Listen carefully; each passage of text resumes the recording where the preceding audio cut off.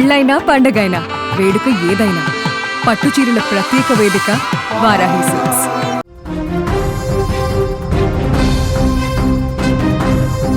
అంతర్జాతీయ గగనతలంలో ఒక్కసారిగా యుద్ధం తీవ్రంగా మారిపోయింది.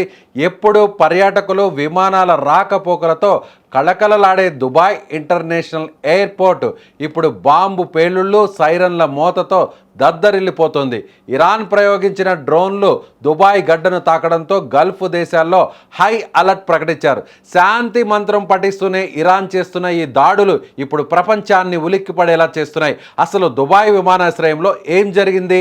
అబుదాబి, బహ్రెయిన్లో వినిపిస్తున్న ఆ భారీ పేలుళ్ల శబ్దాల వెనుకున్న అసలు కథ ఏంటో ఇప్పుడు చూద్దాం.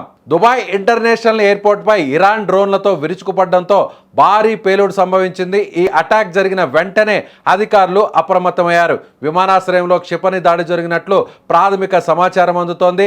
అయితే ఈ ప్రమాదంలో పెద్దగా ప్రాణ నష్టం లేకపోయినప్పటికీ ప్రయాణికుల భద్రతను దృష్టిలో ఉంచుకొని దుబాయ్ ఎయిర్పోర్ట్ను తాత్కాలికంగా మూసివేస్తున్నట్లు అధికారులు సంచలన ప్రకటన చేశారు. విమానాశ్రయ సిబ్బంది మరియు ప్రయాణికుల రక్షణే తమకు ముఖ్యమని, అందుకే కార్యకలాపాలను నిలిపివేస్తున్నట్లు దుబాయ్ ఎయిర్పోర్ట్ వర్గాలు స్పష్టం చేశాయి. మరోవైపు ఇరాన్ నుంచి మరిన్ని మిసైల్ దాడులు జరిగే ప్రమాదం ఉందన్న ఇంటెలిజెన్స్ హెచ్చరికలతో ఎమిరేట్స్ ఎయిర్లైన్స్ కీలక నిర్ణయం తీసుకుంది.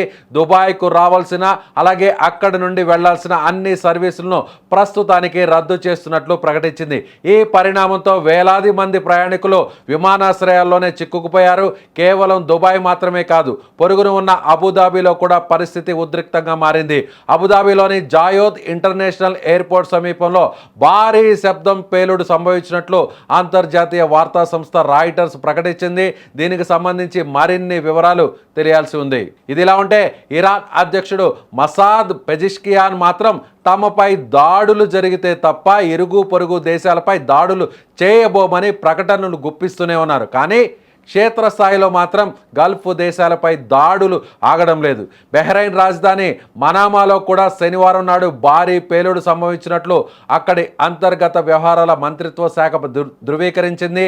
వరుసగా జరుగుతున్న ఈ పరిణామాలు గల్ఫ్ రీజియన్లో యుద్ధ వాతావరణాన్ని మరింత తీవ్రతరం చేస్తుంది.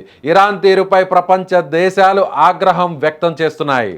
సో ప్రస్తుతం మనం వాటికి సంబంధించినటువంటి విజువల్స్ స్క్రీన్ మీద చూస్తున్నాం. దుబాయ్ ఇంటర్నేషనల్ ఎయిర్పోర్ట్ అంటూనే ప్రపంచంలో కల్లా అత్యంత రద్దీగా ఉన్నటువంటి ఎయిర్పోర్ట్గా మనం చెప్తుంటాం. ముఖ్యంగా మన దేశానికి సంబంధించి ఇక్కడి నుంచి యూకే కానీ అమెరికా కానీ ఎక్కడికి వెళ్ళాలన్నా కూడా దుబాయ్లో మధ్యలో అక్కడ మనం ఫ్లైట్ చేంజ్ అవ్వాల్సినటువంటి పరిస్థితి. అదేవిధంగా గల్ఫ్ దేశాలకు కూడా ఇది ఒక హబ్ లాంటి ఎయిర్పోర్ట్గా మనం చెప్పవచ్చు. అలాంటి ఎయిర్పోర్ట్ మీద మళ్ళీ ఇవాళ దాడి జరిగింది. ముఖ్యంగా ఇరాన్ చేసినటువంటి ఈ దాడితో ఒక్కసారిగా ఎయిర్పోర్ట్లో ఉన్నటువంటి అన్ని సర్వీసులు కూడా నిలిచిపోయినటువంటి పరిస్థితి. ముఖ్యంగా యుఏఈ దేశంలో అటు అబుదాబి కావచ్చు అలాగే దుబాయ్ కావచ్చు, ఈ రెండు నగరాల్లో ఉన్నటువంటి ఎయిర్పోర్ట్ల మీద ఇరాన్ అటాక్ చేసినట్టుగా తెలుస్తుంది. ఇప్పటి వరకు కూడా గత వారం కిందట ఒక్కసారిగా ఈ యుద్ధం ప్రారంభమైన సమయంలో తాత్కాలికంగా మొత్తం విమాన వ్యవహారాలన్నీ కూడా సర్వీసులన్నీ కూడా పూర్తిగా రద్దు అయిపోయాయి. ఆ తర్వాత 3-4 రోజుల తర్వాత తిరిగి యథావిధిగా ఇక్కడ దుబాయ్లో ఇంటర్నేషనల్ ఎయిర్పోర్ట్ ప్రారంభమైంది. అయితే ప్రారంభమైనటువంటి కొన్ని రోజుల్లోనే మళ్ళీ తిరిగి ఎయిర్పోర్ట్ మీద అటాక్ జరగడంతో అక్కడ ఎయిర్పోర్ట్లో ఉన్నటువంటి ప్రయాణికులందరూ కూడా ఒక్కసారిగా భయభ్రాంతులకు గురయ్యారు. అసలు ఇరాన్ ఏం చేస్తుంది? ఓవైపు ఇరాన్ అధ్యక్షుడు తాజాగా ఒక ప్రకటన చేశారు.